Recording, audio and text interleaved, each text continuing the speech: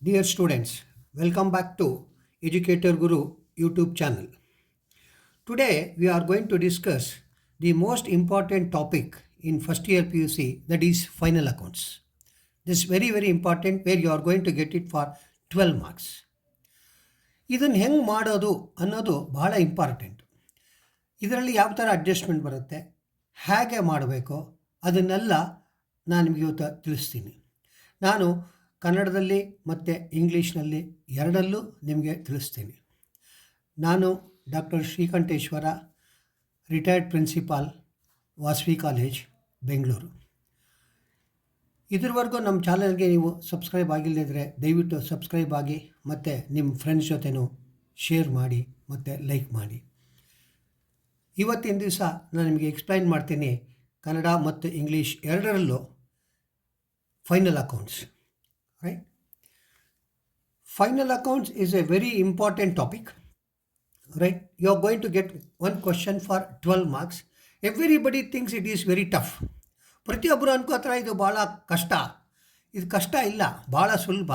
ಇದನ್ನು ನಾನು ಒಂದು ಸುಲಭವಾದ ಮೆಥಡಲ್ಲಿ ನಿಮಗೆ ಹೇಳ್ಕೊಡ್ತೀನಿ. ಆ ಸುಲಭವಾದ ಮೆಥಡ್ ಏನು ಅನ್ನೋದಕ್ಕೆ ಮುಂಚೆ ಸ್ವಲ್ಪ ಏನೇನು ಇದೆ, ಹೆಂಗೆ ಬಂತು ಫೈನಲ್ ಅಕೌಂಟ್ಸು ಅನ್ನೋದನ್ನು ನೋಡೋಣ. ಯಾಕೆ ಫೈನಲ್ ಅಕೌಂಟ್ಸ್ ಮಾಡಬೇಕು? ನಾನು ಬಿಸ್ನೆಸ್ ಮಾಡ್ತಿದ್ದಾಗ ಪ್ರತಿ ವರ್ಷ ನನಗೆ ಎಷ್ಟು ಲಾಭ ಬರುತ್ತೆ ಅಥವಾ ಎಷ್ಟು ನಷ್ಟ ಆಯಿತು ಅಂತ ತಿಳ್ಕೋಬೇಕು. Every year I have to find out whether I am getting profit or I am incurring loss. That I have to do. It is just like examination. ಒಂದು ವರ್ಷ ಆದಮೇಲೆ ನೀವು ಫೈನಲ್ ಎಕ್ಸಾಮ್ ಬರಿತೀರಾ. ಒಂದು ವರ್ಷದಲ್ಲಿ ನೀವೇನು ಕಲ್ತಿದ್ದೀರಾ, ಏನು ಕಲ್ತಿಲ್ಲ, ಪಾಸು ಮತ್ತು ಫೇಲು. ಅದೇ ಥರ ಇಲ್ಲೂ ಸಹಿತ ಬಿಸ್ನೆಸ್ಸಲ್ಲಿ ಒಂದು ವರ್ಷ ಆದಮೇಲೆ ನಮಗೆ ಏನು ಆಗಿದೆ, ನಮಗೆ ಲಾಭ ಆಗಿದೆಯಾ, ನಷ್ಟ ಆಗಿದೆಯಾ ಅಂತ ನಾವು ತಿಳ್ಕೋಬೇಕು. ಅದಕ್ಕೋಸ್ಕರ ಮಾಡೋದೇ final accounts. What is the procedure? Say I have given you the procedure here. First journal ಬರೀತೀರಾ, ಜರ್ನಲಿಂದ ಲೆಡ್ಜರ್ ಬರೀತೀರಾ, ಲೆಡ್ಜರಿಂದ ಲೆಡ್ಜರ್ ಬ್ಯಾಲೆನ್ಸಿಂಗ್ ಮಾಡ್ತೀರಾ, ಲೆಡ್ಜರ್ ಬ್ಯಾಲೆನ್ಸಿಂದ ನೀವು ಎಂತ ಮಾಡ್ತೀರಾ, ಟ್ರಯಲ್ ಬ್ಯಾಲೆನ್ಸ್ ಅಂತ ಮಾಡ್ತೀರಾ. ರೈಟ್? ಟ್ರಯಲ್ ಬ್ಯಾಲೆನ್ಸ್ ಮಾಡಿದ ಮೇಲೆ ನೀವು ಫೈನಲ್ ಅಕೌಂಟ್ಸ್ನ ಪ್ರಿಪೇರ್ ಮಾಡ್ತೀರಾ. ಸೊ ಈ ಫೈನಲ್ ಅಕೌಂಟ್ಸ್ ಪ್ರಿಪೇರ್ ಮಾಡಬೇಕಾದ್ರೆ ಅದರಲ್ಲಿ ಏನೇನಿದೆ? ಒಂದು ಟ್ರೇಡಿಂಗ್ ಅಕೌಂಟ್ ಇದೆ, ಇನ್ನೊಂದು ಪ್ರಾಫಿಟ್ ಲಾಸ್ ಅಕೌಂಟ್ ಇದೆ, ಇನ್ನೊಂದು ಬ್ಯಾಲೆನ್ಸ್ ಶೀಟ್ ಇದೆ. So I will explain. So first you prepare journal, then you prepare ledger. From journal we prepare ledger. From ledger we prepare ledger balancing. After ledger balancing we prepare trial balance. From trial balance we prepare final accounts. From final accounts we are going to prepare trading account, profit and loss account and balance sheet. This is very important. What is trading account? Which deals with only direct transactions, which is involved. ನೇರವಾಗಿ ಸಂಬಂಧಪಟ್ಟ ಎಲ್ಲ ಖರ್ಚು ಮತ್ತು ಲಾಭಗಳನ್ನು ನಾವು ಹಾಕೋದು ಯಾವುದರಲ್ಲಿ? Trading ಅಕೌಂಟಲ್ಲಿ. ಅದಕ್ಕೆ ಸಂಬಂಧವಾಗಿ ಅದನ್ನು ಮಾಡಬೇಕಾಗತ್ತೆ ಅಂತ ಹೇಳಿದಾಗ ಇಂಡೈರೆಕ್ಟಾಗಿ ಮಾಡೋದು ಯಾವುದರಲ್ಲಿ? Profit and loss account. ಆಮೇಲೆ ನಮ್ಮ ಎಷ್ಟು ಅಸೆಟ್ಸು, ಎಷ್ಟು ಲಯಬಿಲಿಟೀಸ್ ಇದೆ ಅಂತ ತಿಳ್ಕೊಳ್ಳೋದು. That means to know our financial position we prepare balance sheet. So these are the three important things that we prepare under what I call final accounts.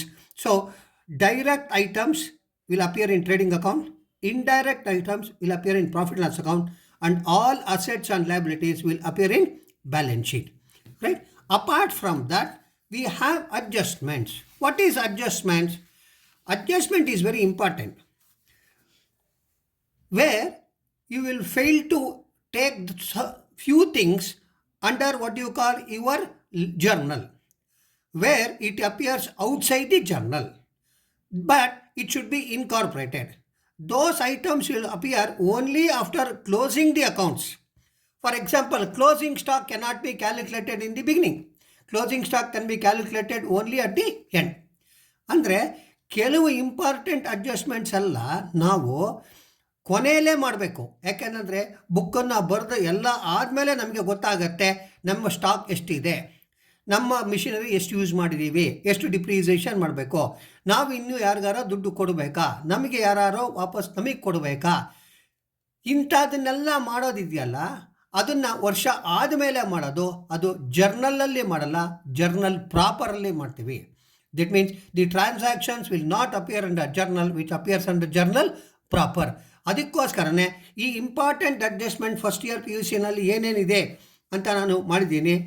Closing stock, depreciation on fixed assets, outstanding expenses, prepaid expenses, bad debts, new bad debts, new P B D D, old P B D D. P B D D ಅಂದರೆ provision for bad and doubtful debts. Old P B D D ಅಂದರೆ old provision for bad and doubtful debts. ಇದನ್ನೆಲ್ಲ ಹೆಂಗೆ treat ಮಾಡಬೇಕು, ಅದೇ ಥರ outstanding expense ಇದ್ಮೇಲೆ outstanding income ಇರುತ್ತೆ. ಇದಿಷ್ಟು ಅಡ್ಜಸ್ಟ್ಮೆಂಟ 99%. ಇದು ಬಿಟ್ಟು ಬೇರೆ ಬರಲ್ಲ ಅಂತ ಅಲ್ಲ.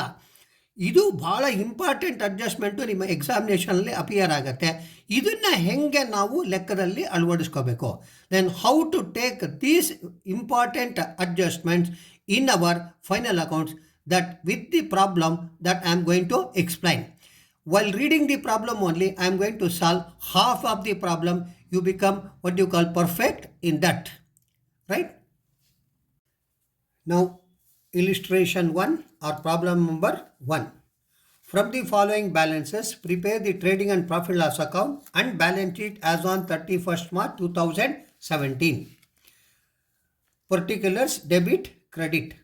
Drawings 6,300, capital 1,50,000, cash at bank 13,870, bills receivable 1,860, discount received, loans, land and building, furniture, discount allowed, bank charges, salaries, purchases, purchase returns, sales returns, stock, opening stock. Always in the trial balance you will get opening stock.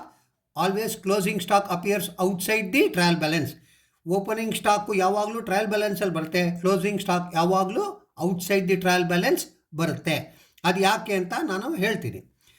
Carriage, ಬರೀ carriage ಅಂತ ಕೊಟ್ಟಿದ್ದಾರೆ. We can care it as carriage inwards, right? That is carriage on purpose, that is purchases 5,170, rent and taxes 7,680, general expenses, plant and machinery, book debts.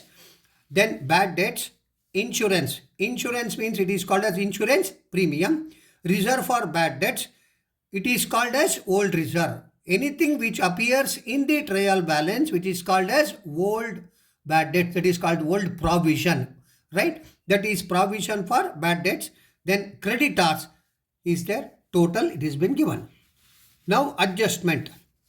Closing stock 70,000, create reserve for bad and doubtful debt at 10% on book debts. Book debts andru onde, sundry debtors andru onde, total debtors andru onde. This is what you call new PBDD. That is called as new PBDD, the provision for bad and doubtful debts. Say earlier what I showed you, it is called as old, which appears in the trial balance. Now it is what actually the new, right? Insurance prepaid 50, rent outstanding 150, interest on loan is due at 6%, right? So ಇವಾಗ ಇಷ್ಟು adjustment ಇದೆ. ನಾನು ಡೈರೆಕ್ಟಾಗಿ trading and profit loss account ಮಾಡೋಕ್ಕೆ ಮುಂಚೆ ನಿಮಗೆ ತೋರಿಸ್ತೀನಿ ಯಾವ ಐಟಮ್ನ ಹೆಂಗೆ ಹಾಕಬೇಕು, ಎಲ್ಲಿ ಹಾಕಬೇಕು ಅಂತ ನಾನು ನಿಮಗೆ ಈಸಿಯಾಗಿ ಫಸ್ಟು ಹೇಳ್ಕೊಟ್ಬಿಡ್ತೀನಿ. Then it becomes easy for you. Now students, now I have written the trial balance in a different form. You see, particulars, debit, ಒಂದು ಬ್ಲ್ಯಾಂಕ್ ಕಾಲಮ್ ಮಾಡ್ಕೊಂಡಿದ್ದೀನಿ, ಕ್ರೆಡಿಟ್ ಅಂತ ಹೇಳಿ ಇನ್ನೊಂದು ಬ್ಲ್ಯಾಂಕ್ ಕಾಲಮ್ ಮಾಡ್ಕೊಂಡಿದ್ದೀನಿ. ಯಾಕೆ? ಇದನ್ನು ಮನೇಲಿ ಪ್ರಾಕ್ಟೀಸ್ ಮಾಡಿ, ಆದರೆ ಎಕ್ಸಾಮಲ್ಲಿ ಆ ಥರ ಮಾಡ್ಕೊಳಕ್ಕಾಗಲ್ಲ. ಇದು ಮನೇಲಿ 4 ಸತಿ ಪ್ರಾಕ್ಟೀಸ್ ಮಾಡಿದ ತಕ್ಷಣ ನಿಮ್ಗೆ ಗೊತ್ತಾಗುತ್ತೆ ಯಾವ ಐಟಮು ಎಲ್ಲಿ ಬರೀಬೇಕು. ನಾನು ನಿಮ್ಗೆ ಹೇಳಿದೆ ಮೊದಲೇ, ನಾನು ಪ್ರಾಬ್ಲಮ್ಮನ್ನು ಓದ್ತಾ ಇದ್ದಾಗಲೇ ಅರ್ಧ ಸಾಲ್ವ್ ಮಾಡ್ಕೊಳ್ಳೋದಕ್ಕೆ ನಾನು ಪ್ರಯತ್ನ ಪಡಬೇಕು. ಈಗ ಅದನ್ನು ಸಾಲ್ವ್ ಮಾಡೋಕ್ಕೆ ಪ್ರಯತ್ನ ಪಡ್ತಾಯಿದ್ದೀನಿ. ಹೇಗೆ ಅಂತ ನೋಡೋಣ. ಡ್ರಾಯಿಂಗ್ಸ್ ಅಂತ ಎಲ್ಲಿ ಬರುತ್ತೆ? ಬ್ಯಾಲೆನ್ಸ್ ಶೀಟಲ್ಲಿ ಬರುತ್ತೆ, ಲಯಬಿಲಿಟಿ ಸೈಡಲ್ಲಿ ಬರುತ್ತೆ. ಎಲ್ ಅಂದರೆ ಲಯಬಿಲಿಟೀಸು, ಅದು ಕ್ಯಾಪಿಟಲ್ ಮೈನಸ್ ಮಾಡೋದ್ರಿಂದ ಮೈನಸ್ ಸೈನ್ ಹಾಕ್ಕೊಳ್ಳಿ ಅಂತಂದರೆ ಕ್ಯಾಪಿಟಲಲ್ಲಿ ಇದನ್ನು ಮೈನಸ್ ಮಾಡಬೇಕು. ದೆನ್ ಕ್ಯಾಪಿಟಲ್ ಎಲ್ಲಿ ಬರುತ್ತೆ? ಲಯಬಿಲಿಟಿ ಸೈಡ್ ನೋಡಿ. ಇವಾಗ ಕ್ಯಾಪಿಟಲ್ 1,50,000 ಅಂತ ಬರ್ತೀವಿ. Then we will deduct drawings. ಅವಾಗ ನಮ್ಮ ಕ್ಯಾಪಿಟಲ್ ಏನಾಗುತ್ತೆ? ಕಡಿಮೆ ಆಗುತ್ತೆ. ಕ್ಯಾಶ್ ಅಟ್ ಬ್ಯಾಂಕ್ ಅಂದರೆ ಏನು? ಅಸೆಟ್. ಸೊ ಅಸೆಟನ್ನು ಎ ಅಂತ ಬರೆದ್ರೆ asset. Then bills receivable, we have to receive amount. That means ನಾವು ಯಾರಿಂದನೂ ದುಡ್ಡು ಇಸ್ಕೋಬೇಕು, ಬಿಲ್ಸ್ ನಮಗೆ ಬರಬೇಕಾಗಿರೋದು, ಅದೂ ಅಸೆಟ್ಟೆ. Then discount received is income. ನಾನು ಡಿಸ್ಕೌಂಟ್ ಇಸ್ಕೊಳ್ಳಿ, ನಾನು ಏನೋ ವ್ಯಾಪಾರ ಮಾಡಿದ್ದೀನಿ ಅದಕ್ಕೆ ದುಡ್ಡು ಕಡಿಮೆ ಮಾಡಿದ್ದಾರೆ ಅಂತ ಹೇಳಿದಾಗ ಇದು ಎಲ್ಲಿ ಬರುತ್ತೆ? Discount receive. ಇದು ರೆಗ್ಯುಲರ್ ಆದ್ದರಿಂದ profit and loss account credit side. You see, profit and loss account credit side. Then loan, we have taken loan, that means ನಾವು ಸಾಲ ತೊಗೊಂಡಿದ್ದೀವಿ. ಸಾಲ ತೊಗೊಂಡಿದ್ರೆ ಅದು ಏನಾಗುತ್ತೆ? Liability. Land and building, land and building is asset. ಎಲ್ಲಿ ಬರುತ್ತೆ? ಅದು ಅಸೆಟ್. ದೆನ್ ಫರ್ನಿಚರ್ ಅಸೆಟ್, ಎಲ್ಲಿ ಬರುತ್ತೆ? Asset side. Discount allowed, discount received credit ಆದಮೇಲೆ ಡಿಸ್ಕೌಂಟ್ ಅಲೋಡ್ ಏನಾಗುತ್ತೆ? Debit. That is profit and loss account debit. Then bank charges, bank charges ಅಂದರೆ expenses. Again ಎಲ್ಲಿ ಬರುತ್ತೆ? ಅದು profit and loss account debit side. Next salaries, salaries ಎಲ್ಲಿ ಬರುತ್ತೆ? Again it is an expenses. It appears under profit and loss account debit side. Then purchases, purchase account ಎಲ್ಲಿ ಬರುತ್ತೆ? Trading account debit side. So T R D R, purchases trading account debit side. Purchase returns, ಈ ಪರ್ಚೇಸಲ್ಲಿ ಈ ರಿಟರ್ನ್ಸ್ನ minus ಮಾಡಬೇಕು. ಅವಾಗ ಏನು ಮಾಡಬೇಕು? That is trading account debit side. You write minus. That means you have to deduct. You have to deduct this 1,99,018 1,450ನ minus ಮಾಡಿದ್ರೆ ನೆಟ್ ಪರ್ಚೇಸಸ್ಸು ಸಿಕ್ಕತ್ತೆ. ಸೇಲ್ಸು ಎಲ್ಲಿ ಬರುತ್ತೆ? Trading account credit side. Sales returns ಎಲ್ಲಿ ಬರುತ್ತೆ? ಅದಕ್ಕೆ opposite trading account credit side minus ಮಾಡಬೇಕಾಯ್ತಾ? Minus. Then opening stock ಎಲ್ಲಿ ಬರುತ್ತೆ? Trading account debit side. Then carriage, ನಾ ಹೇಳಿದೆ ಬರೀ ಕ್ಯಾರೇಜ್ ಅಂತ ಕೊಟ್ಟರೆ ಕ್ಯಾರೇಜ್ ಇನ್ವರ್ಡ್ಸ್ ಅಂತ ಅಂದ್ಕೊಳ್ಳಿ, ಅಂದರೆ ಅದು ಎಲ್ಲಿಗೆ ಬರುತ್ತೆ? Trading account debit side. Then rent and taxes, profit and loss account debit side. General expenses, profit and loss account debit side. Plant and machinery asset, you write asset. Then book debts, ನಾನು ನಿಮ್ಗೆ ಅವಾಗ ಹೇಳಿದೆ book debts ಅಂದರೂ ಒಂದೇ, sundry ಡೆಟಾರ್ಸ್ ಅಂದರೂ ಒಂದೇ, total debtors ಅಂದರೂ ಒಂದೇ. Book debts is asset. Bad debts, what is bad debt? The debt which we can not collect it, that is impossible to collect. ಅಂದರೆ ಈ ಸಾಲ ಬರುವುದೇ ಇಲ್ಲ, ಸತ್ತೋದ ಸಾಲ ಅನ್ನೋದಕ್ಕೆ ಬ್ಯಾಡ್ ಡೆಟ್ಸ್. ಲಾಸ್ ಅದು. ಸೊ ಲಾಸ್ ಎಲ್ಲಿ ಬರುತ್ತೆ? Profit and loss account debit side. Then insurance ಅಂತ ಹೇಳಿದ್ರೆ insurance premium, profit and loss account debit side. Then reserve for bad debts, this I told you it is old reserve. ನಾನು ಅವಾಗಲೇ ಹೇಳಿದೆ ಇದು ಹಳೆ reserve. ಈ ಹಳೆ ರಿಸರ್ವ್ ಎಲ್ಲಿ ಬರುತ್ತೆ? Profit and loss account debit ಸೈಡಲ್ಲಿ ಮೈನಸ್ ಮಾಡಿ ನ್ಯೂ ರಿಸರ್ವ್ನ ಆ್ಯಡ್ ಮಾಡಿ ಓಲ್ಡ್ ರಿಸರ್ವ್ನ ಮೈನಸ್ ಮಾಡಬೇಕು, right? Then creditors is a liability, right? L. You just see now you have written everything. Once if you practice like this, then half of the problem is over, right? Once you know that where you have to enter, if you just practice, you will get that answer. Now, adjustment. What is adjustment? The adjustment which comes after what actually trial balance. Any adjustment should be affected twice. ಯಾವುದೇ ಅಡ್ಜಸ್ಟ್ಮೆಂಟನ್ನು ನಾನು 2 ಸತಿ effect ಮಾಡಬೇಕು. ಯಾಕೆ ಅಂತಂದರೆ ಒಂದು debit ಒಂದು credit, correct? For double entry principle, for every debit there should be a corresponding credit. Closing stock ಎಲ್ಲೆಲ್ಲಿ ಬರುತ್ತೆ ಅಂತ ನೋಡಿ, ಇಲ್ಲಿ ಬರೀತೀನಿ ನಾನು. ಟ್ರೇಡಿಂಗ್ ಅಕೌಂಟ್ ಕ್ರೆಡಿಟಲ್ಲಿ ಬರುತ್ತೆ, ಪ್ಲಸ್ ಇದು ನನ್ನ ಹತ್ರ ಇರೋದ್ರಿಂದ ಅಸೆಟ್ ಆಗುತ್ತೆ, ಎ ಅಸೆಟ್. ಅದೇ ಥರ create for bad and doubtful debts at 10% on book debts. Book debts ಅಂದರೆ sundry debtors. So this is new provision. ಇದನ್ನು ಎಲ್ಲೆಲ್ಲಿ ಬರುತ್ತೆ? ಇದು profit and loss account debit side plus that is book debts ಇದೆಯಲ್ಲ ಅಸೆಟ್ಸಲ್ಲಿ minus ಮಾಡಬೇಕು. ಎಲ್ಲಿ ಮಾಡಬೇಕು? ಅಸೆಟ್ಸಲ್ಲಿ ಮೈನಸ್ ಮಾಡಬೇಕು. That is create for what actually bad debts. Next, insurance prepaid. How much? 50. Insurance prepaid ಅಂದರೆ ಏನು? ನಾನು ಮುಂದೆ ಕೊಡಬೇಕಾದ್ರೆ ಇವತ್ತೇ ಕೊಟ್ಬಿಟ್ಟಿನಿ. Anything I pay in advance always it is an asset. So ನನ್ನ ಖರ್ಚು ಈ ವರ್ಷದ್ದು ಕಡಿಮೆ ಆಗುತ್ತೆ. ಆವಾಗ profit and loss account debit minus plus which appears on the asset side, a which appears on the asset side.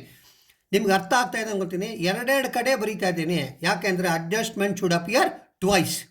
Next, rent outstanding, ಇನ್ನೂ ನಾನು ರೆಂಟನ್ನು ಇನ್ನೂ ಸ್ವಲ್ಪ ದುಡ್ಡನ್ನು ಕೊಡಬೇಕು ಲ್ಯಾಂಡ್ ಲಾರ್ಡ್ಗೆ. ಎಷ್ಟು ಕೊಡಬೇಕು? 150.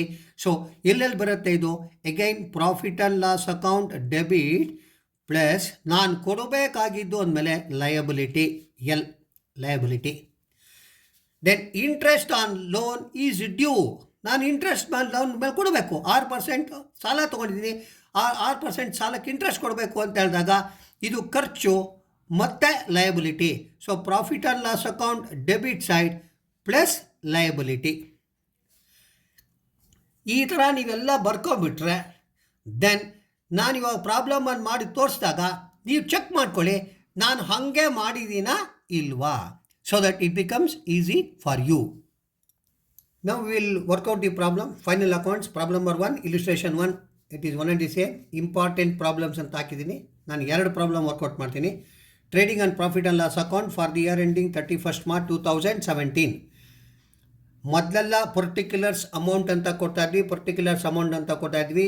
Now you are studying what you call American system, expenses are losses, revenue and gains. ಈಗ ನೀವು ಅದನ್ನು ಬರಿಬೋದು, ಇದನ್ನು ಬರಿಬೋದು.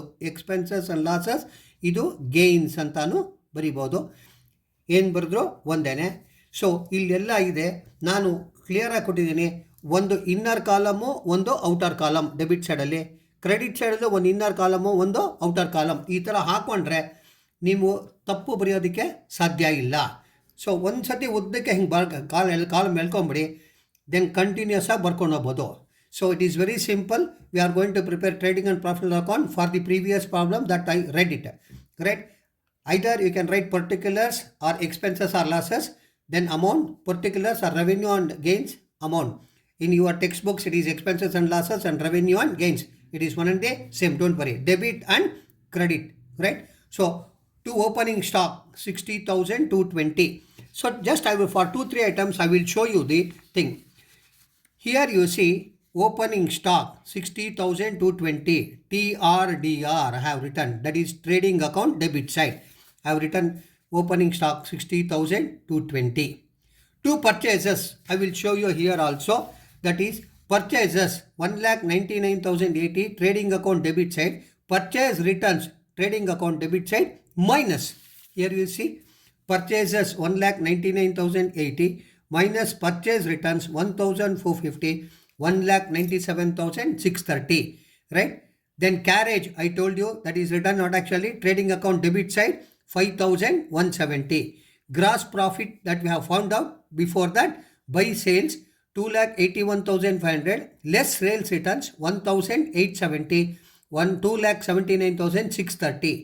Then closing stock 70,000. You just see here once again, closing stock 70,000. First, where I have written trading account credit side. I have written trading account credit side. Right? So now trading account is over. Now what you do? You have to prepare what actually now? The profit and loss account. All items which appears on trading account, now it has already appeared. Now we have to write what actually profit and loss account. Trading account ಅಲ್ಲಿ ಏನೇನು ಬರೀಬೇಕು ಅದನ್ನೆಲ್ಲ ನೀವು ಬರ್ದಾಗೋಗಿದೆ. ಈಗ ನಾವೇನು ಬರೀಬೇಕು? Profit and loss account. ನಾವೇನು prepare ಮಾಡಬೇಕು? Profit and loss account. ನಾನು ಈಗಾಗಲೇ ಎಲ್ಲ ಐಟಮ್ನ ಮಾರ್ಕ್ ಮಾಡಿಬಿಟ್ಟಿದ್ದೀನಿ. ಅದೇ ಥರ ಇವಾಗ ಇಲ್ಲಿ ಪ್ರಾಫಿಟ್ ಆ್ಯಂಡ್ ಲಾಸ್ ಅಕೌಂಟನ್ನು ಮಾಡ್ಕೊಂಡು ಹೋಗ್ತೀವಿ. 2 ಸ್ಯಾಲರೀಸ್, ಯಾವಾಗಲೂ ಫಸ್ಟು ಸ್ಯಾಲರೀಸ್ ಅಂತ ಬರೀರಿ, ಯಾಕೆಂದರೆ ಎಂಪ್ಲಾಯೀಸ್ ಇಲ್ಲದೆ ಯಾವ ಆರ್ಗನೈಸೇಷನ್ ಇರಲ್ಲ. 99% ಸ್ಯಾಲರೀಸ್ ಬರೆದ್ರೆ ಒಳ್ಳೆಯದು ಅಂತ. To discount allowed 3,960, to bank charges 100, to rent and taxes 7,680. ಇದಕ್ಕೆ ಇಲ್ಲಿ ನೋಡಿ ಅಡ್ಜಸ್ಟ್ಮೆಂಟ್ ಕೊಟ್ಟಿದ್ದಾರೆ. ರೆಂಟ್ ಔಟ್ಸ್ಟ್ಯಾಂಡಿಂಗ್ 150 ಅಂತ ಕೊಟ್ಟಿದ್ದಾರೆ. ಅಂದರೆ ಇನ್ನೂ 150 ರೂಪಾಯಿ ನಾವು ಕೊಡಬೇಕಾಗಿತ್ತು ಅಂತ. ಅದಕ್ಕೆ ನಾನೇನು ಬರ್ತೀನಿ? Profit and loss account debit plus liability. First ಎಲ್ಲಿ ಬರೀತಿದ್ದೀನಿ? Profit and loss account debit side. To add outstanding how much? 150. ಎಷ್ಟಾಯ್ತು ಅಲ್ಲಿಗೆ? 7,830 ನಾವು ಕೊಡಬೇಕು. General expenses 3,630. ದೆನ್ ಇನ್ಶೂರೆನ್ಸ್ ಅಂದರೆ ಯಾವಾಗಲೂ ತಿಳ್ಕೊಳ್ಳಿ, ಇನ್ಶೂರೆನ್ಸ್ ಪ್ರೀಮಿಯಮ್ ಎಷ್ಟು? 750 ಲೆಸ್ ಪ್ರೀಪೇಯ್ಡ್ ಅಂತ ಇದೆ. ಇಲ್ಲಿ ತಗೊಳ್ಳೋಣ. ಇಲ್ಲಿ ಇನ್ಶೂರೆನ್ಸ್ ಪ್ರೀಪೇಯ್ಡ್ 50 ಅಂತಿದೆ.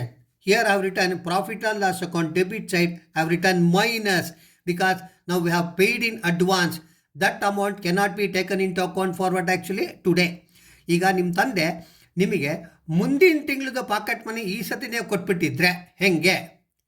ಅದೇ ಥರನೇ ಮುಂದಿನ ತಿಂಗಳ ಎಕ್ಸ್ಪೆನ್ಸನ್ನು ಈ ತಿಂಗಳೇ ಕಟ್ಟಿದ್ರೆ ಹೆಂಗೆ, ಅದೇನೇ ನಾವು ಇಲ್ಲಿ ಇಳ್ಕೋಬೇಕು. Insurance prepaid profit and loss account debit side minus, then it becomes what actually asset. So here prepaid 50, so it becomes 700. Bad debts 1250, ಇದು ಟ್ರಯಲ್ ಬ್ಯಾಲೆನ್ಸಲ್ಲೇ ಕೊಟ್ಟಿದ್ದಾರೆ. ಇದಕ್ಕೆ ನ್ಯೂ ಪ್ರಾವಿಷನ್ ಅಂತಂದರೆ ಇಲ್ಲಿದೆ, create a reserve for bad and doubtful debt at 10% on book debts.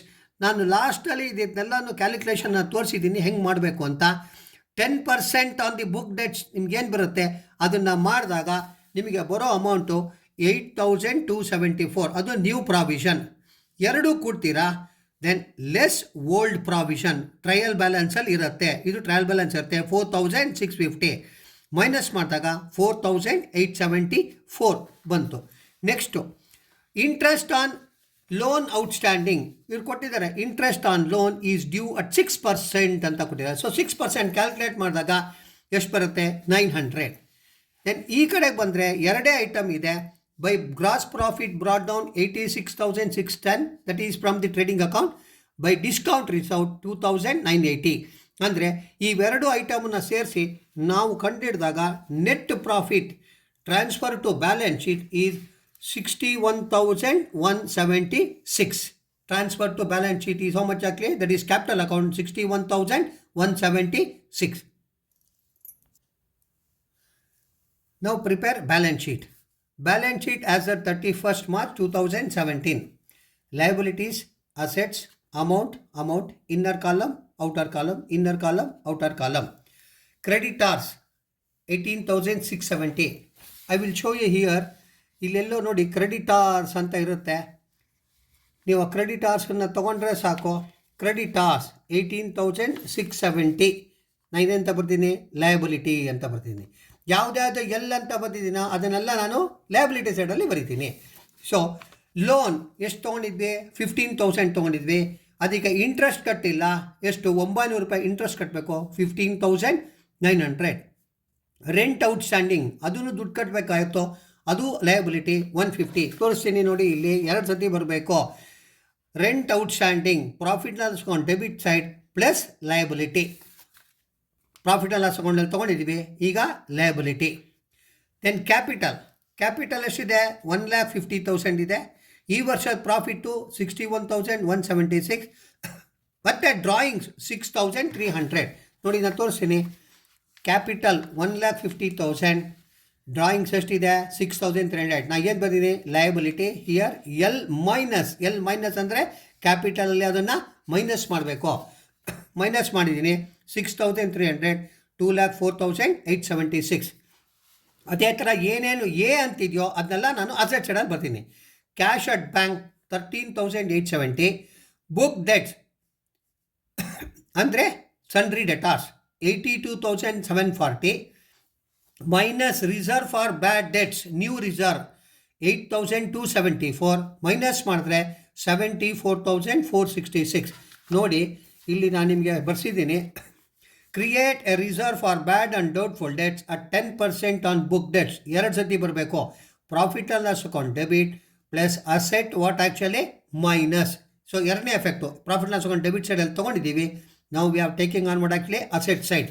So minus ಮಾಡಿ 8,274. Then it becomes 74,466. Bills receivable 1,860. Land and building 42,580. Furniture 5,130. Plant and machinery 31,640. Insurance prepaid, you see that insurance prepaid profit and loss account debit minus, then what I have written asset. I have written on the asset side insurance prepaid 50.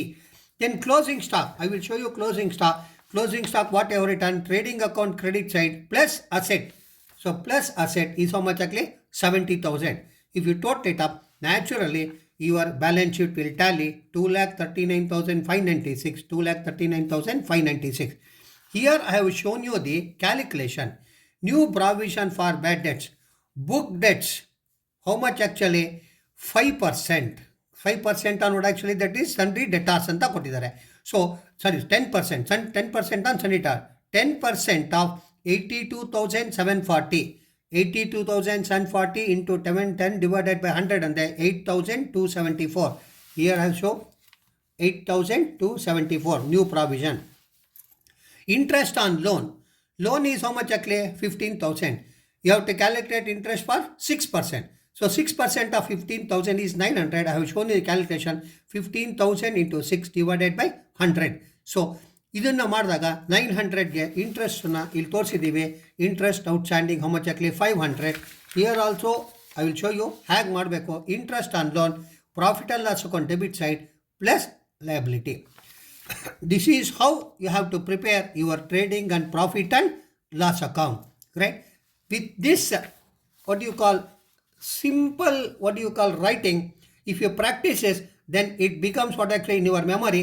Whenever I read the item, I will say, yes, it is. If it is discount allowed, profit loss account debit side.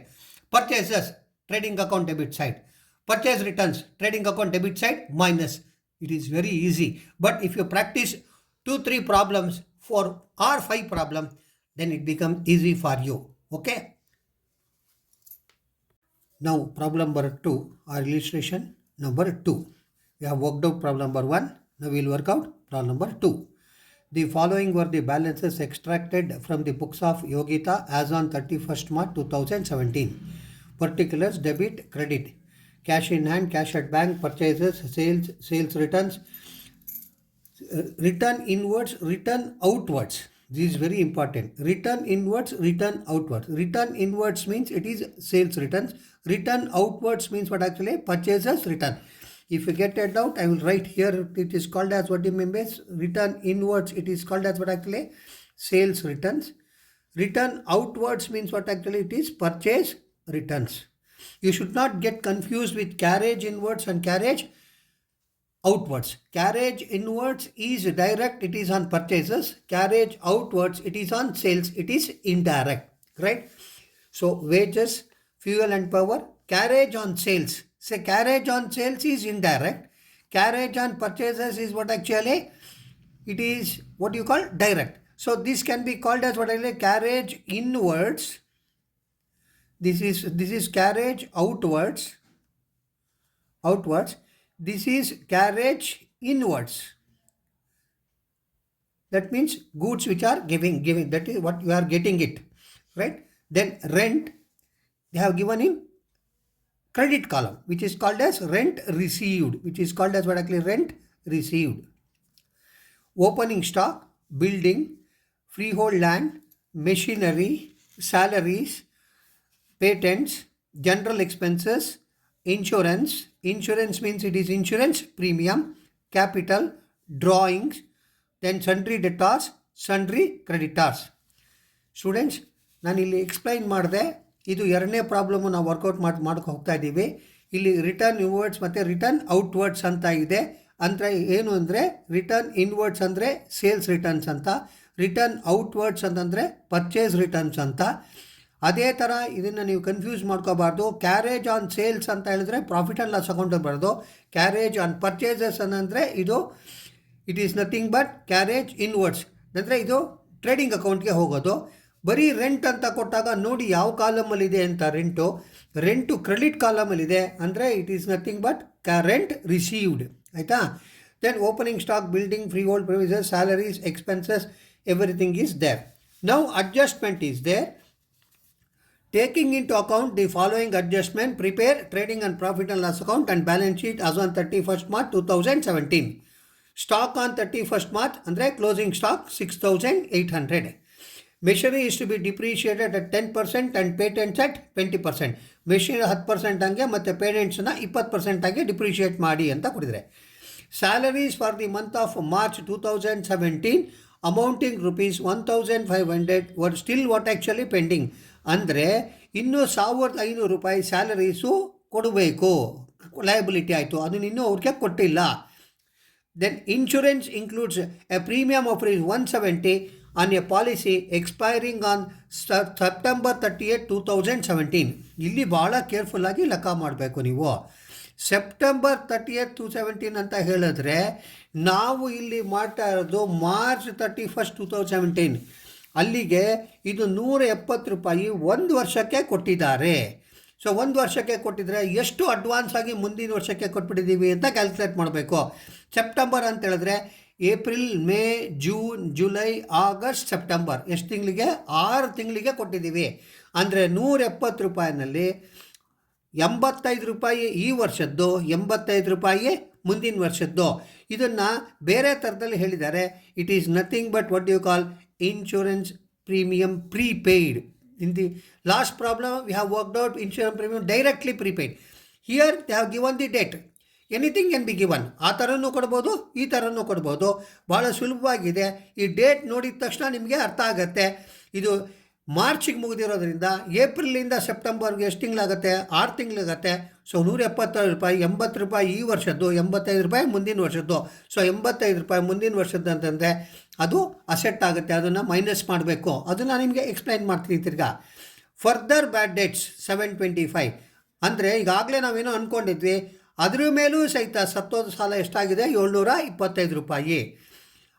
ಅದು ಕಳೆದ ಮೇಲೆ create a provision at 5% on ಡೆಟಾರ್ಸ್.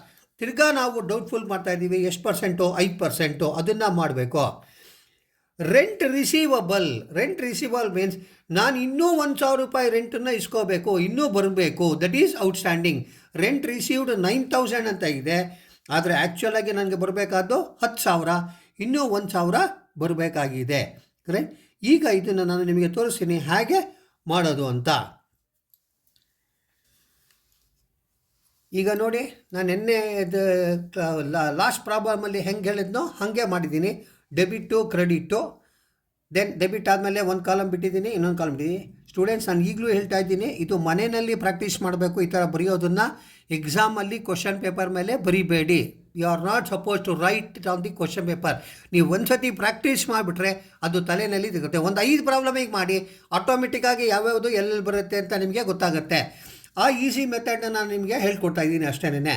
Cash in hand ಅಂದರೆ asset, cash at bank asset, purchases trading account debit side, sales trading account credit side, return inwards ಅಂದರೆ sales returns ಅಂತ ಹೇಳಿದೆ.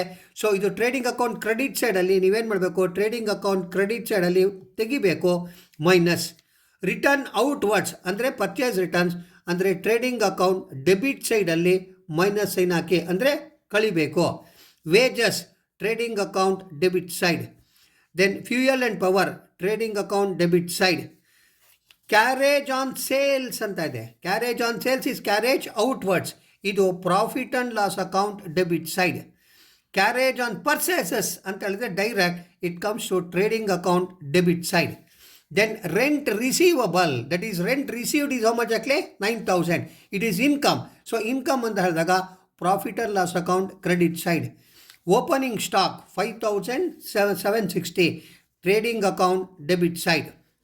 Building asset, freehold land asset, machinery asset, salary profit and loss account debit side. Patents asset. General expenses profit and loss account debit. Insurance ಅಂತಂದರೆ insurance premium profit and loss account debit side. Then capital it is liability. Then drawings, ಕ್ಯಾಪಿಟಲಲ್ಲಿ ನಾವು ಡ್ರಾಯಿಂಗ್ಸನ್ನು minus ಮಾಡಬೇಕು. L minus. ನಿಮಗೆ ತುಂಬ confuse ಆದರೆ ಇದು LC ಅಂತ ಬರ್ಕೊಳ್ಳಿ, ಇದು LC ಮೈನಸ್ ಅಂತ ಬರೆದ್ರು ಆಯಿತು. ದಟ್ ಈಸ್ ಕ್ಯಾಪಿಟಲಲ್ಲೇ ಮೈನಸ್ ಮಾಡಬೇಕು. Sundry debtors asset, sundry creditors liabilities. ನೀವು ಈ ಥರ ಒಂದು 4 ಲೆಕ್ಕಕ್ಕೆ ಹಿಂಗೆ ಕಾಲಮ್ ಹಾಕ್ಕೊಂಡು ಪ್ರಾಕ್ಟೀಸ್ ಮಾಡಿಬಿಟ್ರೆ ಅದು ಭಾಳ ಸುಲಭವಾಗಿ ತಲೆಯಲ್ಲಿ ಕೂತ್ಕೊಂಡ್ಬಿಡುತ್ತೆ. ನೆಕ್ಸ್ಟು ಈಗ ಅಡ್ಜಸ್ಟ್ಮೆಂಟು. ಇಲ್ಲೂ ಅಷ್ಟೇ ಅಡ್ಜಸ್ಟ್ಮೆಂಟ್ಗೆಲ್ಲ ನಾನು ಒಂದೊಂದು ಲೈನ್ ಬಿಟ್ಟಿದ್ದೀನಿ ನಿಮ್ಗೆ ಅರ್ಥ ಆಗಲಿ ಅಂತ. Taking into the account following adjustment, prepare trading and profit and loss account and balance sheet on 31st March 2017. Stock in hand on 31st March 2017 6,800. ಇದು ಕ್ಲೋಸಿಂಗ್ ಸ್ಟಾಕ್. ಎಲ್ಲಲ್ಲಿ ಬರುತ್ತೆ?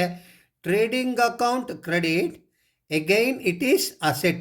ನೋಡಿ 2 ಸತಿ ಬರಬೇಕು. ಯಾವುದೇ ಅಡ್ಜಸ್ಟ್ಮೆಂಟ್ ಆಗಲಿ 2 ಸತಿ ಬರಬೇಕು. ಒಂದು ಸತಿ trading and profit loss account ಬರುತ್ತೆ, trading account or profit loss account ಬರುತ್ತೆ. 1 ಸೆಕೆಂಡ್ ಅದು ಬ್ಯಾಲೆನ್ಸ್ ಶೀಟಲ್ಲಿ ಬರಬೇಕು, ಇದರ ಅಸೆಟ್ ಸೈಡಲ್ಲಿ ಬರಬೇಕು ಅಥವಾ ಲಯಬಿಲಿಟಿ ಸೈಡಲ್ಲಿ ಬರಬೇಕು. Machinery is to be depreciated at the rate of 10% and patents at 20%. ಏನಾರಾಗಲಿ ಅದು ಬರೆಯೋದಲ್ಲಿ profit and loss account debit ಸೈಡಲ್ಲಿ, ಪ್ಲಸ್ ಎಗೈನ್ ಅಸೆಟ್ಟಲ್ಲಿ ಇದೇನಾಗಬೇಕು, ಇದು ಮೈನಸ್. ಅಸೆಟ್ಟಲ್ಲಿ ಏನಾಗಬೇಕು, ಮೈನಸ್ ಆಗಬೇಕು. ಡಿಪ್ರಿಷಿಯೇಟ್ ಆದ ತಕ್ಷಣ ಅಸೆಟ್ ಬೆಲೆ ಏನಾಗುತ್ತೆ, ಕಡಿಮೆ ಆಗುತ್ತೆ. Salaries for the month of 2017 an amount rupees 1500 var outstanding. ಅಂದರೆ ಇನ್ನೂ 1500 ರೂಪಾಯಿ ಮಾರ್ಚ್ ತಿಂಗಳದ್ದು ದುಡ್ಡನ್ನು ನಾವು ಕೊಡಬೇಕಾಗಿದೆ ಅಂತ ಹೇಳಿದ್ಮೇಲೆ ಅದು profit and loss account debit. ನಾನು ಕೊಡಬೇಕಾಗಿದೆ ಅಂತ ಹೇಳಿದಾಗ liability, it is called as liability. Insurance includes premium of rupees 170 on a policy expiring on September 30th.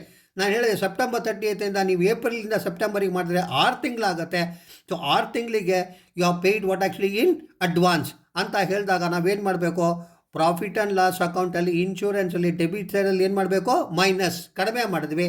ಅಂದು ನಮಗೆ ಮುಂದಿಂದು ಇವತ್ತೇ ಕೊಟ್ಟಿದ್ದೀನಿ ಅದು ಅಸೆಟ್ ಆಗುತ್ತೆ. It is asset. ನೀವು ಅಬ್ಸರ್ವ್ ಮಾಡಬೇಕು, ಎಲ್ಲ double effect. For every debit there should be corresponding credit. Further bad debts rupees 725. Create provision at 5% on debtors. So 775 ರೂಪಾಯಿ ಸತ್ತೋದು ಸಾಲ ಬರೋದಿಲ್ಲ, ಅದ್ರ ಮೇಲೆ ತಿರ್ಗಾ 5% ICU ಇದೆ ಅಂತಂದರೆ ಬಂದರೂ ಬರ್ಬೋದು, ಬಿಟ್ಟರು ಬಿಡ್ಬೋದು. ಆವಾಗ ಅದನ್ನೇನು ಮಾಡಬೇಕು, ಎರಡನ್ನು profit and loss account debit ಸೈಡಲ್ಲಿ ತೊಗೋಬೇಕು. Again that is sundry debtors, that is ಅಸೆಟ್ಸಲ್ಲಿ ಏನು ಮಾಡಬೇಕು, ಅದನ್ನು ಮೈನಸ್ ಮಾಡಬೇಕು. ದೆನ್ ರೆಂಟ್ ರಿಸೀವಬಲ್ ಅಂದರೆ ನಂಗೆ ಇನ್ನೂ 1000 ರೂಪಾಯಿ ದುಡ್ಡು ಬರಬೇಕು, ಪ್ರಾಫಿಟ್ಟು. ಅಲ್ಲಿಗೆ ಏನಾಯಿತು, profit and loss account credit side plus it is an asset. ನನಗೆ ಏನು ಬರಬೇಕು ಅಂತಿದೆಯೋ ಅದೇನಾಗುತ್ತೆ, ಅದು ಅಸೆಟ್ ಆಗುತ್ತೆ. ಸೊ ಈ ಥರ ಎಲ್ಲ ಹಿಂಗೆ ಮಾರ್ಕ್ ಮಾಡ್ಕೊಂಬಿಟ್ರೆ ನೀವು ಪ್ರಾಕ್ಟೀಸ್ ಮಾಡಬೇಕಾದಾಗ ದೆನ್ ನೋಡ್ಕೊಂಡು ಐಟಮನ್ನು ಹಾಕ್ಕೊಂಡು ಹೋಗ್ತಾ ಇದ್ದರೆ ಸಾಕು. Then it become easy for you to work out final accounts. ನಾವೀಗ trading and profit loss account ಮತ್ತು ಬ್ಯಾಲೆನ್ಸ್ ಶೀಟನ್ನು ವರ್ಕೌಟ್ ಮಾಡೋಣ. This is in the books of Yogita. ಹಳೆ ಪ್ರಾಬ್ಲಮಲ್ಲಿ ಯಾರ್ದು ಅಂತ ಕೊಟ್ಟಿರಲಿಲ್ಲ, ಅದಕ್ಕೆ ನಾವೇನೂ ಬರೆದಿರಲಿಲ್ಲ. ಈ ಪ್ರಾಬ್ಲಮಲ್ಲಿ ಕೊಟ್ಟಿದ್ದಾರೆ ಯೋಗಿತಾ ಅವ್ರದ್ದು ಅಂತ ನಾವು ಯೋಗಿತಾ ಹೆಸರನ್ನ ಬರೆದಿದ್ದೀವಿ. ಸೊ ಮಾಮೂಲಿಯಾಗಿ ನೀವು ಬರೀತಿದ್ರ ಇಲ್ಲಿ expenses, losses amount, revenue, gains amount. ನಾನು ಹೇಳಿದೆ ಪರ್ಟಿಕ್ಯುಲರ್ಸ್ ಅಮೌಂಟ್ ಅಂತ ಇತ್ತು, ಡೆಬಿಟ್ಟು ಕ್ರೆಡಿಟ್ಟು ಅಂತ ಇತ್ತು. ಈಗ ಅದನ್ನು ಎಕ್ಸ್ಪೆನ್ಸಸ್ ಅನ್ನ ಯಾಕಪ್ಪ ಅಂತ ಹೇಳಿದ್ರೆ ಇದು ಅಮೇರಿಕನ್ ಸಿಸ್ಟಮ್. ನಿಮಗೆ ಎಲ್ಲ ಗೊತ್ತಾಗುತ್ತೆ, ಐಟಮ್ಸ್ ಎಲ್ಲೆಲ್ಲಿದೆ ಅಂತ ಅಲ್ಲಿ ಬರ್ಬಿಟ್ಟಿದ್ದೀನಿ. ಅದನ್ನು ನೀವು ಸುಮ್ಮನೆ ಬರ್ಕೊಂಡು ಹೋಗೋದಷ್ಟೇ. To opening stock 5760, to purchases 40,675 less returns. Purchase returns ಅಂತ ಇದೆ, that is called as return outwards ಅಂತ ಇದೆ. 500 ಮೈನಸ್ ಮಾಡಿ ಅಮೌಂಟನ್ನು ಹೊರಗಡೆ ಬರೀರಿ. Wages 8,480, fuel and power 4,730, carriage on purchases ನಾ ಹೇಳಿದೆ it is called as carriage inwards. ಅಲ್ಲೇ ಎಕ್ಸ್ಪ್ಲೈನ್ ಮಾಡಿದ್ದೀನಿ. Carriage inwards is direct expense 2,040. Then sales 98,780. Less returns ಅಂದರೆ this is return inwards. This other one is return outward, this is return inward. 680 minus ಮಾಡಿ 98,100. Closing stock 6,800. ನಿಮ್ಗೆ ಏನಾರ doubt ಆದರೆ ನೀವು ಹಿಂದಿಗೆ ಹೋಗಿ ನೋಡಿ, ನಾನು ಏನು ಬರೆದಿದ್ದೀನಿ ಅದು ತಕ್ಷಣ ಗೊತ್ತಾಗಿದೆ. ಸುಮ್ಮನೆ ಯಾವ್ದಾರ ಒಂದು ಐಟಮ್ ಇವಾಗ ಇಲ್ಲಿ ತೊಗೊಳ್ಳೋಣ. That is fuel and power. ನಾವೇನಂತ ಬರೆದೀವಿ, trading account debit side. Fuel and power trading account debit side. So ಅಲ್ಲಿ ಮಾರ್ಕ್ ಮಾಡ್ಕೊಂಡಿದ್ದು ಇಲ್ಲಿ ಬರ್ತಾ ಇಲ್ವಾ, ನೀವು ಪೇಜ್ ತೊಗೊಂಡ ತಕ್ಷಣ ಇಮ್ಮಿಡಿಯೇಟಾಗಿ ಅದನ್ನು ಮಾಡ್ತಾ ಹೋಗ್ಬೋದು. ನೆಕ್ಸ್ಟ್ ಇಲ್ಲೇನಿದೆ, ಗ್ರಾಸ್ ಪ್ರಾಫಿಟ್ ಬಂತು 43,715. ಗ್ರಾಸ್ ಪ್ರಾಫಿಟನ್ನು next profit loss account transfer ಮಾಡಿ 43,715. ದೆನ್ ಸ್ಯಾಲರೀಸ್ 15,000 ಇದೆ. ಔಟ್ಸ್ಟ್ಯಾಂಡಿಂಗ್ ಸ್ಯಾಲರಿ ಕೊಡಬೇಕು ಅಂತ ಇದೆ. ಔಟ್ಸ್ಟ್ಯಾಂಡಿಂಗ್ ಸ್ಯಾಲರಿ ಕೊಡಬೇಕು ಅಂತ ಹೇಳಿದಾಗ ನಾನು ಹೇಳಿದ್ದೀನಿ ಇಲ್ಲಿ, salaries for the month of 2017 amounting rupees 1,500 var outstanding. So 1,500 ರೂಪಾಯಿ ಇನ್ನೂ ಕೊಡಬೇಕು. ಅಂದರೆ ಟೋಟಲಾಗಿ ನೀವು ಕೊಡಬೇಕಾಗಿದ್ದೆಷ್ಟು 16,500 ರೂಪಾಯಿ. ಆದರೆ 15,000 ಮಾತ್ರ ಕೊಟ್ಟಿದ್ರೆ ಇನ್ನೂ 1,500 ರೂಪಾಯಿ ಕೊಡಬೇಕು. ಕ್ಯಾರೇಜ್ ಆನ್ ಸೇಲ್ಸ್ ನಾ ಹೇಳಿದೆ, ಕ್ಯಾರೇಜ್ ಆನ್ ಸೇಲ್ಸ್ ಅಂದರೂ ಒಂದೇ, ಕ್ಯಾರೇಜ್ ಔಟ್ವರ್ಡ್ಸ್ ಅಂದರೂ ಒಂದೇ, 3,200. General expenses 3,000. ಇನ್ಶೂರೆನ್ಸ್ ನೋಡಿ 600 ರೂಪಾಯಿ ಪ್ರೀಮಿಯಂ ಪೇ ಮಾಡಿದ್ದೀವಿ. ಆದರೆ ಇಲ್ಲಾಗಲೇ ನಾನು ತೋರಿಸಿದ್ದೀನಿ, ಕ್ಯಾಲ್ಕುಲೇಷನ್ ಕೊನೆಯಲ್ಲೂ ತೋರಿಸಿದ್ದೀನಿ ನಿಮಗೆ. ಇಲ್ಲಿ 170 ರೂಪಾಯಿನಲ್ಲಿ 1 ವರ್ಷಕ್ಕೆ ಪೇ ಮಾಡಿದ್ದೀವಿ. ಆದರೆ ಅರ್ಧ ವರ್ಷದ್ದು ಮುಂದಿನ ವರ್ಷಕ್ಕೆ ಸೇರುತ್ತೆ. ಆ 170ರಲ್ಲಿ ಅರ್ಧ ಎಷ್ಟು, 85 ರೂಪಾಯಿ. ಈ ವರ್ಷದ್ದೆಲ್ಲ ಮೈನಸ್ ಮಾಡಿ ಅಲ್ಲಿಗೆ ಈ ವರ್ಷ ಪೇ ಮಾಡಿದ್ದೆಷ್ಟು 515. ಬ್ಯಾಡ್ ಡೇಟ್ಸ್ ಅಂತ ಟ್ರಯಲ್ ಬ್ಯಾಲೆನ್ಸ್ ಏನಿಲ್ಲ. ಫರ್ದರ್ ಬ್ಯಾಡ್ ಡೇಟ್ಸ್ ಅಂತ ಅವ್ರು ಕೊಟ್ಟಿದ್ದಾರೆ 725. ತಿರ್ಗಾ ಪ್ರಾವಿಷನ್ ಫಾರ್ ಡೌಟ್ಫುಲ್ ಡೇಟ್ಸ್ ಅಂತ ಕ್ರಿಯೇಟ್ ಮಾಡಿ 5% ಅಂತ ಕೊಟ್ಟಿದ್ದಾರೆ 689. ಈ ಕ್ಯಾಲ್ಕುಲೇಷನ್ನು ನೀವು ಕೊನೆಯಲ್ಲಿ ನೋಡ್ಬೋದು. ಕ್ಯಾಲ್ಕುಲೇಷನ್ನ ಮೊನ್ನೆ ನಾನು ತೋರಿಸಿದ್ದೀನಿ, ಅಲ್ಲಿ ನೀವು ನೋಡಿ 689 ಹೆಂಗೆ ಬಂತು ಅಂತ ತೋರಿಸಿದ್ದೀನಿ. ಕ್ಯಾಲ್ಕುಲೇಷನ್ ಅರ್ಥ ಮಾಡ್ಕೊಳ್ಳಿ. ಇವೆರಡನ್ನ ಆ್ಯಡ್ ಮಾಡಿದಾಗ 1414 ಬರುತ್ತೆ. ಇವೆರಡನ್ನು ಯಾವುದ್ರಲ್ಲಿ ಮೈನಸ್ ಮಾಡಬೇಕು? ಅಸೆಟ್. ಯಾವ ಅಸೆಟ್ಟಲ್ಲಿ? ಡೆಟಾರ್ಸಲ್ಲಿ ಮೈನಸ್ ಮಾಡಬೇಕು. Then depreciation machinery how much? 2000. Patents 1500. ಇದನ್ನು ಅಷ್ಟೇ ಹೇಗೆ ಕ್ಯಾಲ್ಕುಲೇಟ್ ಮಾಡಬೇಕು ಅಂತ ಕೊನೆಯಲ್ಲಿ ತೋರಿಸಿದ್ದೀನಿ. ಅದನ್ನು ನೀವು ಕ್ಯಾಲ್ಕುಲೇಟ್ ಮಾಡೋದನ್ನು ತಿಳ್ಕೊಬೋದು. Next gross profit brought down 43,715. Rent ಎಷ್ಟು? 9,000. Add accrued rent how much actually? 1,000. Outstanding rent ಅಂತ ಇದೆ, ನಾನು ತೋರಿಸಿದ್ದೀನಿ ಇಲ್ಲಿ. ರೆಂಟ್ ರಿಸೀವಬಲ್ 1,000 ಅಂತಿದೆ. Profit and loss on credit and again what actually? Asset.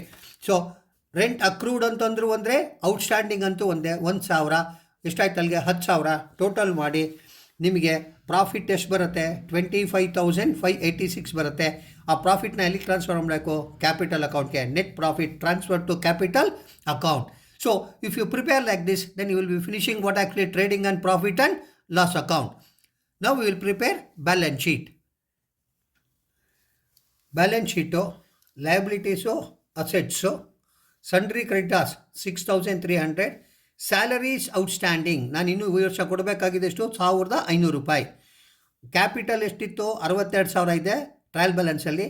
ಈ ವರ್ಷದ ಪ್ರಾಫಿಟ್ ಎಷ್ಟು ಬಂತು? 25,586 ರೂಪಾಯಿ ಸೇರಿಸಿ ಡ್ರಾಯಿಂಗ್ಸನ್ನು ಮೈನಸ್ ಮಾಡಿ 5,245. ಈ ವರ್ಷ ಕ್ಯಾಪಿಟಲ್ ಎಷ್ಟು ಉಳ್ಕೊಂಡಿದೆ ಕೊನೆಯಲ್ಲಿ? 82,341. ಇಷ್ಟು ಉಳ್ಕೊಂಡಿದೆ, 82,341 ರೂಪಾಯಿ. ಈಗ ಅಸೆಟ್ ಸೈಡಿಗೆ ಬರೋಣ. Cash in hand 540, cash at bank 2,630. Sundry debtors ನಾನು ಹೇಳಿದೆ, ಡೆಟಾರ್ಸಲ್ಲಿ ಮೈನಸ್ ಮಾಡಬೇಕು ಅಂತ. 14,500 ಮೈನಸ್ ಫರ್ದರ್ ಬ್ಯಾಡ್ ಡೆಟ್ಸ್ ಎಷ್ಟು? 725 ಬರಲ್ಲ. Minus provision for bad debts ಬಂದರೂ ಬರ್ಬೋದು, ಇಲ್ಲದೇ ಇದ್ದರೂ ಇಲ್ಲ, 689. ಸೊ ಈಗ ಡೆಟಾರ್ಸ್ ಆ್ಯಕ್ಚುಲಾಗಿ ಬರೋದು ಅಂತ ಎಷ್ಟು ಕನ್ಫರ್ಮ್ ಆಗಿರೋದು? 13,086. ಇನ್ಶೂರೆನ್ಸ್ ಪ್ರೀಪೇಯ್ಡ್ ನಾನು ಹೇಳಿದೆ 170 ರೂಪಾಯಿನಲ್ಲಿ 85 ರೂಪಾಯಿ ಈ ವರ್ಷಕ್ಕೆ ಸೇರಿದ್ದು, 85 ರೂಪಾಯಿ ಮುಂದಿನ ವರ್ಷಕ್ಕೆ ಸೇರಿದ್ದು 85 ರೂಪಾಯಿ. ಸ್ಟಾಕು, ಕ್ಲೋಸಿಂಗ್ ಸ್ಟಾಕ್ ನಿಮ್ಗೆ ಅರ್ಥ ಆಗಲಿಲ್ಲ ಅಂದರೆ ಬ್ರ್ಯಾಕೆಟಲ್ಲಿ ಹಾಕ್ಕೊಳ್ಳಿ, ಇಟ್ ಈಸ್ ಕ್ಲೋಸಿಂಗ್ ಸ್ಟಾಕ್.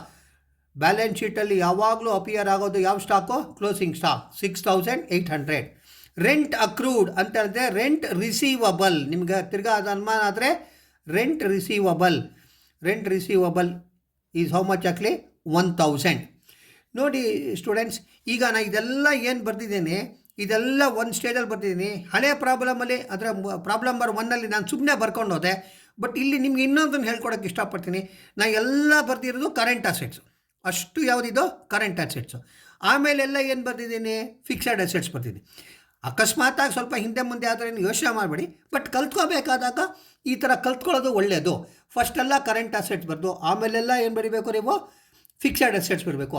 ಈಗ ನೀವು ಟಿ ಫಾರ್ಮಲ್ಲಿ ಮಾಡ್ತಾಯಿದ್ದೀರಾ, ಆದರೆ ಮುಂದೆ ಹೋದಾಗ ವರ್ಟಿಕಲ್ ಫಾರಮಲ್ಲಿ ಮಾಡಬೇಕಾದ್ರೆ ಇದೇ ಸಿಸ್ಟಮನ್ನು ನೀವು ಫಾಲೋ ಮಾಡಬೇಕು. ಅದಕ್ಕೋಸ್ಕರ ಇಲ್ಲಿ ಅಡಾಪ್ಟ್ ಮಾಡಿದ್ದೀನಿ. Free hold land 10,000. ಬಿಲ್ಡಿಂಗ್ಸ್ ಏನು ಅಡ್ಜಸ್ಟ್ಮೆಂಟ್ ಇಲ್ಲ, 32,000. ಮೆಷಿನರಿ 20,000 ಇದೆ.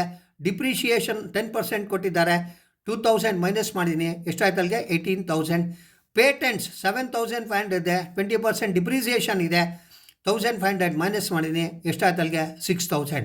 Total is 90,141. ಸೊ ನಿಮ್ಮ ಬ್ಯಾಲೆನ್ಸ್ ಶೀಟು ಆಟೋಮೆಟಿಕ್ಕಾಗಿ ಟ್ಯಾಲಿ ಆಗುತ್ತೆ. ಒಂದು ಸಣ್ಣ ಕ್ಲೂ ಕೊಡ್ತೀನಿ. ನೀವು ಎಕ್ಸಾಮಿನೇಷನಲ್ಲಿ ಪೇಪರ್ ಇಸ್ಕೊಂಡ ತಕ್ಷಣ ಮೊದಲು ಟ್ರಯಲ್ ಬ್ಯಾಲೆನ್ಸನ್ನು ಟೋಟಲ್ ಮಾಡ್ಕೊಳ್ಳಿ. Most important. ಟ್ರಯಲ್ ಬ್ಯಾಲೆನ್ಸಲ್ಲೇ ಏನಾರ ಡಿಫ್ರೆನ್ಸ್ ಇದ್ದರೆ ಅಷ್ಟೇ ಡಿಫ್ರೆನ್ಸು ನಿಮಗೆ ಬ್ಯಾಲೆನ್ಸ್ ಶೀಟಲ್ಲಿ ಬರಬೇಕು. ಜ್ಞಾಪಕ ಇಟ್ಕೊಳ್ಳಿ, ಅಷ್ಟೇ ಡಿಫ್ರೆನ್ಸ್ ಬರಬೇಕು. ಟ್ರಯಲ್ ಬ್ಯಾಲೆನ್ಸ್ ಟ್ಯಾಲಿ ಆಗಿದ್ದರೆ ನಿಮ್ಮ ಬ್ಯಾಲೆನ್ಸ್ ಶೀಟು ಟ್ಯಾಲಿ ಆಗಲೇಬೇಕು.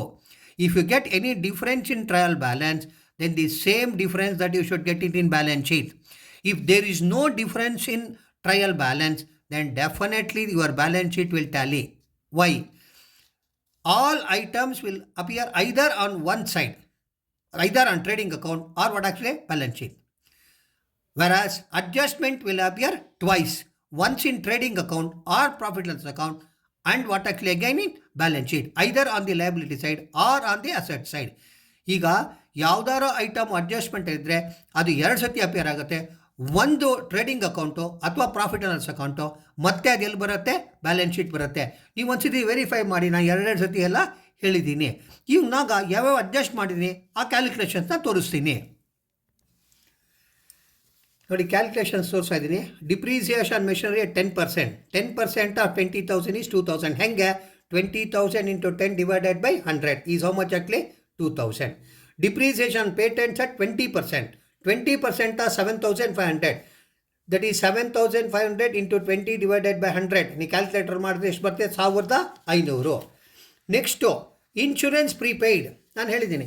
Premium includes 170 which is up to September 2017. That is from April 2017 to September 2017, 6 months. ನಾನು ಇಲ್ಲಿ ಬರ್ತೀನಿ. April, May, June, July, August, September 1, 2, 3, 4, 5, 6 ತಿಂಗಳು.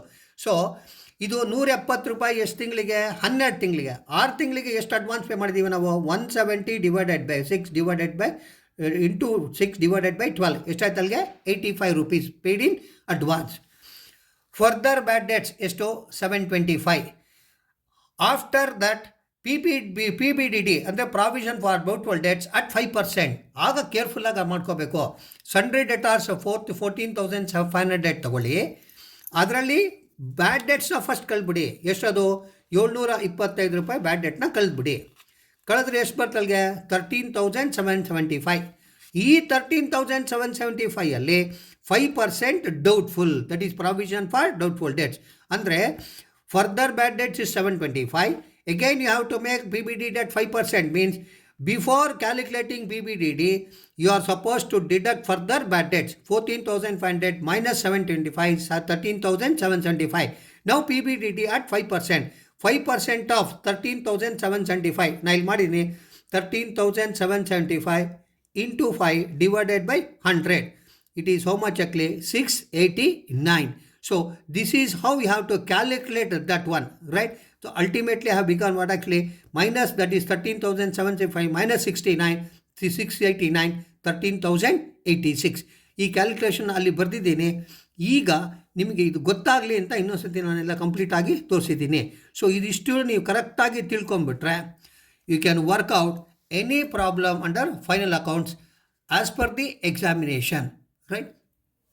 ಸೊ ಸ್ಟೂಡೆಂಟ್ಸ್, ನನಗೆ ತಿಳಿದ ಮಟ್ಟಿಗೆ ನಿಮ್ಗೆ ಅರ್ಥ ಆಗಿರ್ಬೋದು. ಏನಾರು ಅರ್ಥ ಆಗಿಲ್ಲ ಅಂತ ಹೇಳಿದ್ರೆ ನೀವು ಕಾಮೆಂಟ್ ಬಾಕ್ಸಲ್ಲಿ ಇಂಥದ್ದು ಅರ್ಥ ಆಗಿಲ್ಲ ಅಂತ ಹಾಕಿ, ನಾನು ಡೆಫಿನೆಟ್ಲಾಗಿ ಅದಕ್ಕೆ ರಿಪ್ಲೈ ಮಾಡ್ತೀನಿ. ನನ್ನ ಮುಖ್ಯ ಉದ್ದೇಶ ಮಕ್ಕಳು ಚೆನ್ನಾಗಿ ಕಲಿಬೇಕು ಅಷ್ಟೇ. Students R assets of this country, ಅದು ನನ್ನ ಮುಖ್ಯ ಉದ್ದೇಶ. ನನ್ನ ಅಸೆಟ್ ಏನು ಅಂತ ಕೇಳಿದ್ರೆ ನನ್ನ ಅಸೆಟ್ಸೇ ನನ್ನ ಸ್ಟೂಡೆಂಟ್ಸು. ಸೊ ಹಾಗಾಗಿ ಮಾಡಿದ್ದೀನಿ. ಮತ್ತೊಮ್ಮೆ ನಿಮ್ಮೆಲ್ಲರಿಗೂ ರಿಕ್ವೆಸ್ಟ್ ಮಾಡ್ತೀನಿ, ನಿಮಗೆ ಯಾರು ಸಬ್ಸ್ಕ್ರೈಬ್ ಮಾಡಿಲ್ಲ ಅಂತಂದರೆ ನಮ್ಮ ಎಜುಕೇಟರ್ ಗುರು ಯೂಟ್ಯೂಬ್ ಚಾನಲ್ಗೆ ದಯವಿಟ್ಟು ಸಬ್ಸ್ಕ್ರೈಬ್ ಮಾಡಿ, ಶೇರ್ ಮಾಡಿ, ಲೈಕ್ ಮಾಡಿ. ನಿಮ್ಗೇನು ಅನ್ಸೋದು ಅದನ್ನ ಹೇಳಿ. ನಮ್ಗೆ ಏನಾರು ಬೇಕು ಅನ್ನೋದಾದರೆ ಅದನ್ನು ಹೇಳಿ. ನನ್ನ ಕೈಲಾದ ಮಟ್ಟಿಗೆ ನಿಮಗೆ ಎಷ್ಟು ಸುಲಭವಾಗಿ ಮಾಡಲು ಸಾಧ್ಯನೋ ಅದನ್ನು ನಾನು ಮಾಡಿ ತೋರಿಸ್ತೇನೆ. I wish you all the best. Thank you.